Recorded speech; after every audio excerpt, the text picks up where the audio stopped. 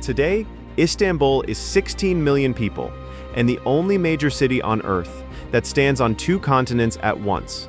A bridge across the Bosphorus Strait, packed with a constant river of traffic, ties Europe to Asia. 2,500 years ago, a settlement already stood on one bank of that strait, and the Greek oracle at Delphi called those people blind. Why? Because they had picked the wrong shore. Colonists from Megara built on the Asian side. The oracle told the settlers who came after them, build across the water, in the land of the blind, right opposite the people who'd failed to see the far better spot under their noses. And they did, on a European headland that stabs into the water between three sea routes, right where the historic heart of Istanbul stands today. So, in the 660 SBC, Byzantium was born on a site later called the finest place for a city in the entire world, the blind lost.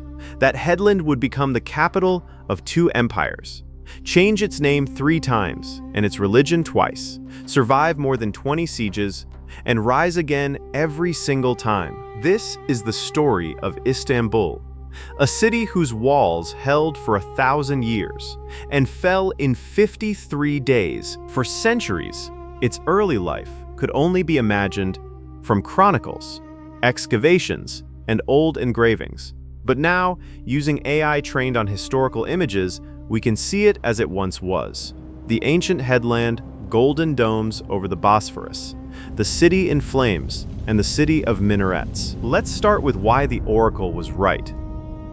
Look at the map. The headland the city sits on is surrounded by water on 3 sides. The Sea of Marmara to the south, the deep Bay of the Golden Horn to the north, and between them runs the Bosphorus, a narrow strait linking the Black Sea to the Mediterranean. Whoever holds this headland holds everything. Every ship carrying grain, timber, fish, or slaves out of the Black Sea region has to pass right by it. Here Europe almost touches Asia. In places the strait narrows to 700 meters. This isn't just a pretty view. This is the throat of world trade. Put a city here, and the whole flow of wealth runs through your hands. But you had to fight for a place like this. The tempting headland was attacked again and again. Persians, Athenians, Macedonians, mercenaries. The city grew rich on trade and instantly paid for that wealth in sieges. This rhythm, greatness that invites the blow, would run through its whole history. For 7 centuries, Byzantium stayed a solid but ordinary Greek town.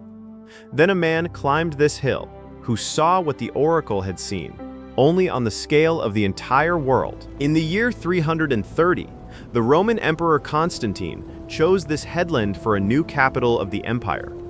He stood on the hill above the old Greek colony and decided, here will be a new Rome. And he built it literally on Rome's model, on 7 hills, with forums, baths, and a hippodrome for chariot races. On the day the city was consecrated, they held races at the hippodrome and threw open the lavish public baths for everyone. An old pagan ritual for a Christian capital that Constantine meant to be the heart of a new faith. He named it after himself, Constantinople, the city of Constantine, and once again the location proved genius. Sea walls shielded the headland from the water. 4 new harbors took in the merchant fleet.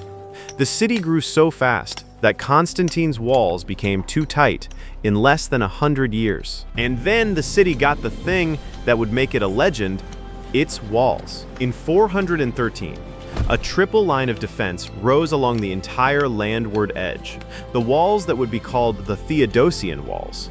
And this wasn't just a wall, it was a machine for destroying attackers. First, a moat 15 to 20 meters wide, studded with stakes, ready to be flooded.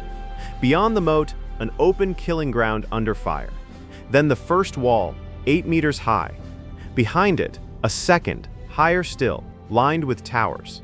An enemy who broke through one line found himself in a stone trap under arrows from every side. These walls ran more than 6 kilometers across the peninsula, and they worked so well that for almost 1,000 years, not a single enemy could take the city by storm.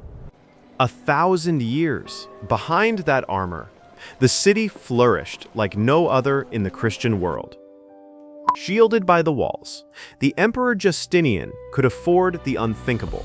After a riot burned down half the city, he didn't just rebuild it, he raised what would remain the largest building on Earth for 600 years. The Hagia Sophia, a cathedral built by 10,000 workers, with columns of green marble shipped in from Ephesus, and a dome shaped so cleverly that the line between wall and ceiling vanished. The dome seemed to float in the air on its own. When Justinian walked into the finished church, he is said to have cried out, "Glory to God, Solomon, I have outdone you."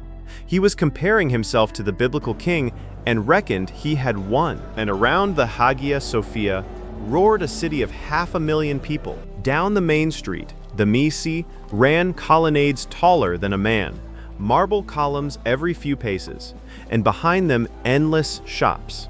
Each trade had its own stretch of street. Furriers here, money changers there, silk and spices beyond. The marble of the colonnades gleamed in the sun, but in their shade jostled beggars and panhandlers, and it stank of fish from the harbor and the smoke of cookshops. Splendor and squalor rubbed shoulders, and beneath the city hid a second city, a city of water. Water ran into Constantinople along an aqueduct. Across the hills from dozens of kilometers away, its arches still stand among Istanbul's avenues today, and below, the water was stored in giant underground cisterns. The largest of them, the Basilica Cistern, is a whole flooded palace underground, a forest of 336 marble columns rising out of dark water, the vaults lost in shadow. Another held 40,000 cubic meters, 16 Olympic swimming pools, and there were more than 100 such cisterns. This wasn't luxury, it was a weapon. While the enemy stood outside the walls in the summer heat, dying of thirst, the besieged city drank water, hidden under its own feet. Without these underground lakes, Constantinople would not have survived a single long siege. And the beating heart of city life was the hippodrome. 40,000 spectators. People didn't just watch chariot races there. They came for the whole day. Morning heats, then circus acts, then they pulled lunch from their bags right in the stands, then more races. The roar of 40,000 throats drowned out the pounding hooves, and in the heat it reeked of sweat and cheap wine. The fans split into factions, the blues and the greens, and these factions taunted each other right under the windows of the imperial palace. Once it ended in a riot in which 30,000 people died on the hippodrome itself. A city where sport turned into politics and blood. For 1,000 years, Constantinople was the richest city in the Christian world. Its walls seemed eternal, and it wasn't enemies of another faith who destroyed it. It was its own. In 1204, the Crusaders came to the city, knights supposedly marching to free the Holy Land. Instead, they turned their weapons on the greatest Christian city in the world and took it. For 3 days and 3 nights, Catholics sacked Orthodox Constantinople. They tore the gold from icons, pried marble out of the walls, dragged the relics of saints from the churches. An eyewitness, the Greek Nicetis Koniatis, wrote in horror how the attackers fell upon everything sacred and private alike, how icons lay trampled on the ground. The 4 bronze horses from the hippodrome were loaded onto a ship and carried off to Venice. They still stand on St. Mark's Basilica today, 800 kilometers from home. The city took 700 years to build. It was sacked in 3 days, and it was sacked not by strangers of another faith, but by fellow Christians. Did you know that Constantinople was sacked not by Muslims, but by Christian crusaders? Write it in the comments. For a lot of people, this comes as a complete shock, and here begins a long agony. After the Crusaders, the city never recovered. Its population, once as high as 400,000, had crashed to 50,000 by the mid-15th century. The vast city in its ring of great walls stood almost empty. Travelers arriving in Constantinople couldn't believe their eyes. Inside the city walls, built for 500,000 people, there now lay fields and vegetable gardens. One Arab traveler counted, inside the walls, 13 separate villages divided by wasteland and orchards, the skeleton of a great city, with no flesh. The walls stand, the aqueduct stands, the Hagia Sophia stands, and the city is almost gone. And it was exactly this emptiness that doomed it. The Theodosian Walls were still impregnable, but there was no one left to defend a 6-kilometer line of fortifications built for 500,000 inhabitants. Only a handful of citizens remained. By early 1453, an Ottoman army under Sultan Mehmed II had reached the city, around 100,000 men. Inside the walls, fewer than 10,000 defenders faced them, but Mehmed had something no attacker had possessed in 1,000 years: cannon. The main gun was cast for the Sultan by an engineer named Orban. The cannon was so huge, it could fire only 7 times a day. Between shots, the barrel had to be cooled for hours. But every one of its stone balls slammed into walls that had held for 1,000 years. What battering rams and siege towers couldn't break in a whole millennium? Gunpowder began to crumble. And to choke the city from the water too, Mehmed did the impossible. The entrance to the Golden Horn was blocked by a giant chain on floats. There was no getting a fleet through, so the Sultan ordered his ships dragged overland, over logs greased with fat. Across a hill, his vessels were hauled around the chain. One morning, the defenders saw the Turkish fleet where it could not possibly be, inside the closed bay. The siege lasted 53 days. The last night before the assault, the city went without sleep. Outside the walls, the Turks filled the moat and brought up ladders by the light of thousands of torches, and from the camp, a constant cry rolled all night long: "There is no God but Allah." And inside, in the Hagia Sophia, by candlelight, the last service was held, the last Christian liturgy under that dome in 1,000 years. And when the assault came, it was a small thing that decided everything. There was a little hidden door in the wall, the Kirkaporta. It was usually kept shut. In the chaos of battle, it was either forgotten or left open. And through it, the Turks broke into the city. On the 29th of May, 1453, Constantinople fell. The last emperor, Constantine XI, is said to have torn off the purple insignia of power so he could die not as an emperor, but as an ordinary soldier in the press of battle. His body was never identified among the thousands of others. In that instant, a 1,000-year empire ended. And here is the bitter irony. The walls that no army, no battering ram could breach in a full 1,000 years were undone that night, not by a cannon, but by a small, unlocked door. A colossal defense brought down by a latch. The walls fell in 53 days, because the weapon had changed, and because there was no one left to defend 6 kilometers of them. The victor entered the city, and did not destroy it. Mehmed II went straight to the Hagia Sophia, and that same day, the greatest cathedral in the Christian world became a mosque. The cross gave way to the crescent, but the building itself stood, and became the model for everything the Ottomans would build next. The Turks didn't erase the city. They repopulated it. Mehmed drove craftsmen and merchants into the half-empty Constantinople from every conquered land. Within half a century, the population doubled again. The city came back to life, but as something else. On the site of the ancient Acropolis, where the Greek colony of the blind had once stood, rose the palace of the sultans, Topkapi. Not a single palace, but a whole closed world of 3 courtyards behind a high battlemented wall, with gates of gray marble.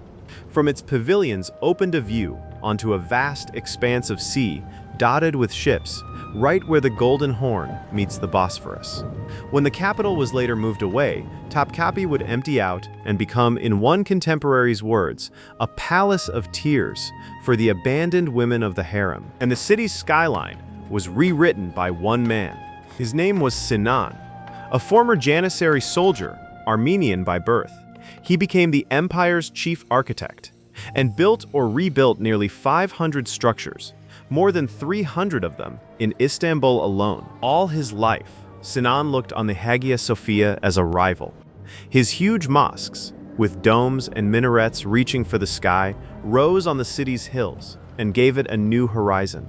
Where for 1,000 years crosses had held up the sky, minarets now stood. Beneath these domes lived one of the most colorful cities in the world. In the heart of Istanbul grew the Grand Bazaar, a whole covered city of trade. Not a market, but the pulsing stomach of an empire, the clang of copper workshops, the smell of grilled meat and spices, the cries of hawkers in 10 languages at once.